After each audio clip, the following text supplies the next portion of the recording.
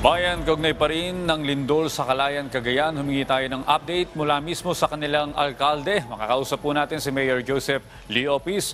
Mayor, magandang umaga po sa inyo. Si Audrey Goriseta po ito ng Rise and Shine Pilipinas. Good morning, sir. Before we proceed, sino po sila, sir? Kasi medyo mahina ang signal namin kasi. Si Audrey Goriseta po ito ng PTV Rise and Shine Yes, Pilipinas. sir, Audrey. Yes, good morning, sir, Audrey. Okay. Again, Mayor, kamusta na po ngayon ang Calayan matapos ang tumamang bagyo na sinundan pa ng malakas na lindol? Good morning, Sir Audrey, at saka inyong mga avid viewers and listeners. No? Opo, nung nakarang araw, mga 7 p.m. po ng gabi, ito yung pinakamalakas na lindol na naranasan namin dito po sa sa Calayan, no? So tumakal po ng mga 15 no? Pero napakalakas po, no? So immediately merong report na sa bahay po na gumuho, nasa burol, nasa gulod, ano? At may tatlong bata na nasaktan, Sir Audrey. Sa awa ng Diyos naman, immediately yung dalawa ay out of danger.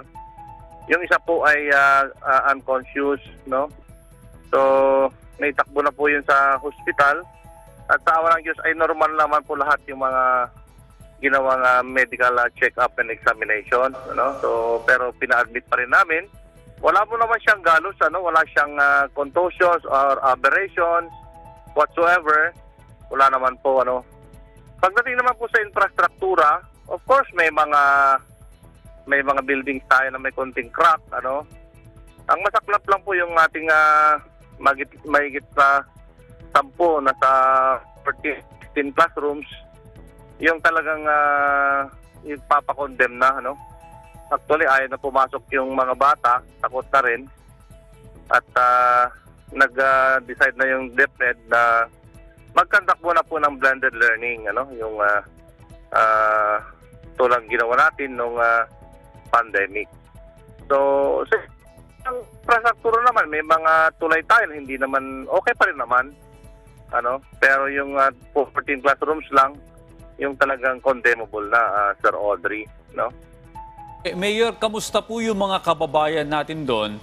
At ito po yung isang isla, paano po nakakarating yung tulong para sa kanila? Ay, opo, yung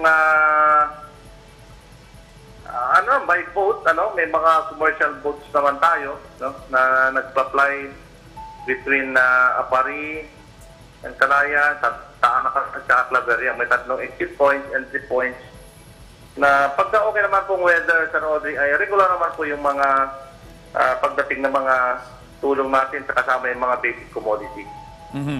Okay. Natapos na po ba yung assessment ninyo sa mga gusali sa inyo pong bayan? Kahapon po ay marami nang natapos.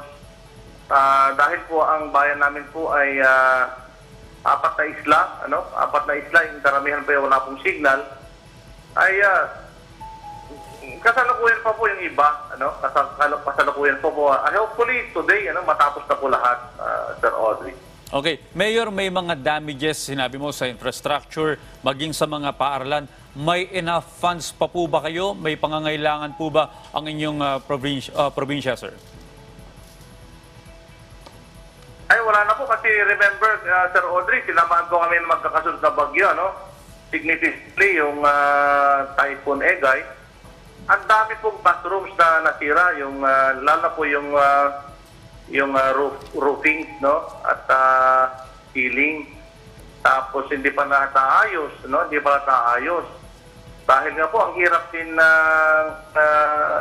pag-transfer. Ang hirap din po yung procurement system. Siyempre, hindi naman po agad-agad na mabili yun. At yun po, nakakalungkot nga dahil hindi pa tapos yung rehabilitation namin ng Typhoon Egay sa Kaguring. Sinama naman po kami ng lindol. Wala na po kaming okay. wala na po kami talagang budget. Okay. Alam yun, Mayor, ang aming quick response fund ay nasa 3 million lang. Okay, Mayor Leopis. Kulang pa Meron po ba kayong panawagan sa national government o maging sa mga pribadong institusyon? Ayaw po, yes, alam ko naman na ang national government ay tumutugon, but tanawak din po ng mga pinsala, sunod-sunod na bagyo sa iba-ibang parts ng bansa.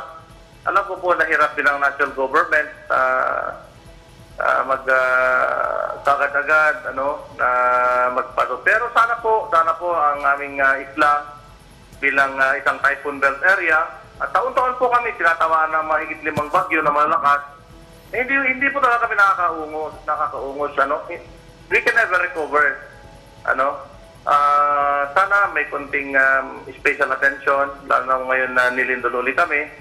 Pagdating sana sa classrooms, sana may kung tutulong sa amin. At alam ko, ang ating mahal na Vice President ay ginagawa naman lahat para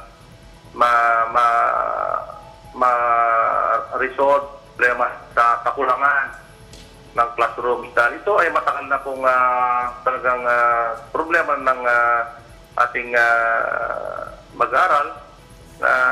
Marami talagang kulang na classrooms, tapos sasabayan pa po ng bagyo, lalo pong dumadami yung kakulangan ng classrooms. So alam namin na maraming nangailangang iba, pero sana kung mabigyan po kami ng special attention dito sa Calayan, ay humingi po kami ng tulong. Okay, Mayor, dalangin po namin ang mabilis na pagbangon ng inyong bayan at kaligtasan ng ating mga kababayan dyan. Maraming salamat po, Mayor Joseph Leopis ng Calayan, Cagayan. Ingat po kayo dyan, sir.